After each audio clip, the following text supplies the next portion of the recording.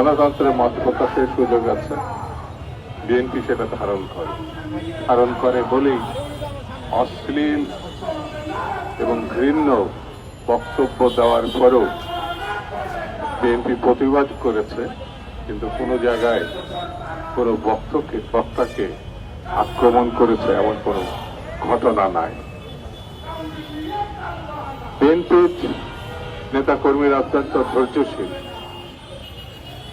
তারা স্বাধীনতার ঘোষক শহীদ জিয়ার অনুসারী, বেগম জিয়ার অনুসারী, তারেক রহমানের অনুসারী। তারা গণতন্ত্রের অনুসারী। স্বাধীনতা এবং গণতন্ত্র যারা বিশ্বাস করে তারা ধৈর্যশীল। এখনো বিএনপির নেতাকর্মীরা ধৈর্যের সঙ্গে অবস্থান করছে।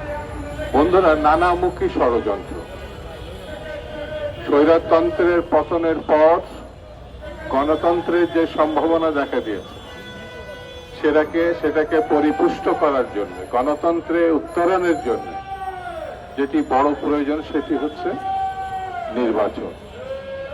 সেই নির্বাচন বিলম্বিত হওয়ার অর্থই হচ্ছে সময়কে অনিশ্চয়তার দিকে ঠেলে দেওয়া। নির্বাচন বিলম্বিত হলেই পার্শ্ববর্তী দেশ যাদেরকে আশ্রয় দিয়েছে সেই কুচক্রী মহল, ষড়যন্ত্রকারী, গণহত্যাকারী, লুটপাটকারীদেরকে সময় দেওয়া যাতে তারা বাংলাদেশকে অস্থিতিশীল করতে পারে। বড় একটি দেশ গত বছর থেকে গণঅভ্যুত্থানের পর তাদের আশীর্বাদ পুষ্ট শেখ হাসিনা তাদের দেশে পালিয়ে যাওয়ার পর এই দেশটি অবরতভাবে অনবরত মিথ্যা কথা সারা বিশ্বে প্রচার করছে। বাংলাদেশের সংখ্যালঘুদের নিয়ে তারা আপত্তিকর কথাবার্তা বলে। বাংলাদেশকে ধন্যবাদ তো জানাই নাই স্বৈরতন্ত্রের উৎখাত করার জন্য। তারা মুখোশধারী গণতন্ত্র, তারা গণতন্ত্রের কথা বলে কিন্তু সেটা মুখোশধারী গণতন্ত্র। সেই জন্য আমাদেরকে ধৈর্যের সঙ্গে পরিস্থিতি নিয়ন্ত্রণ করতে হবে। ডক্টর ইউনূসকে সমর্থন দিয়েছে বিএনপি, সকল রাজনৈতিক দল সমর্থন দিয়েছে গণতন্ত্রের উত্তরণের জন্য, নির্বাচনের প্রশ্নে, গণতন্ত্রের প্রশ্নে।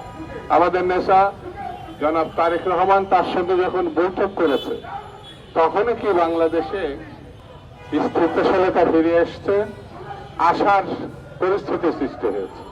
এটা হচ্ছে সত্য কথা।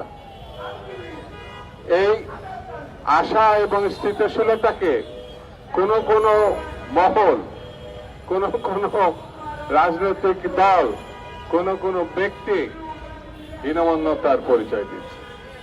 তার উদাহরণ কয়েকদিন আগে চট্টগ্রামে আমরা দেখলাম। সালাউদ্দিন সাহেব এখন একটা পার্টির মুখপত্র,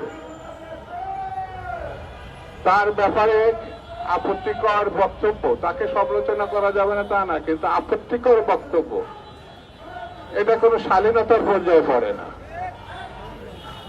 এটা একটা উস্কানিমূলক।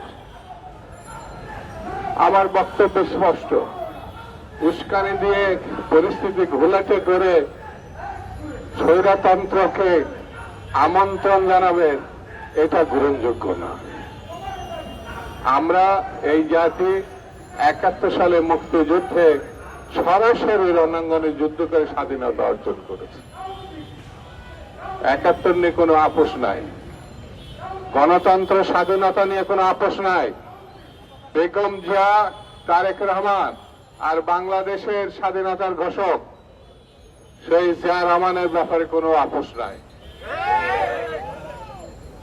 এইগুলোর ব্যাপারে যত উস্কানি দেন না কেন, আমরা তার প্রতিশোধ নেব আগামী নির্বাচনে। আমরা নির্বাচনের মধ্য দিয়ে প্রমাণ করব বাংলাদেশের জনগণ বিএনপির সঙ্গে আছে, বাংলাদেশের জনগণ শহীদ জিয়া, বেগম জিয়া, তারেক রহমানের সঙ্গে আছে। এবং সেই নির্বাচন আপনারা থাকানোর যত চেষ্টাই করেন না কেন, ফেব্রুয়ারির মধ্যেই জাতীয় সংসদের নির্বাচন হবে।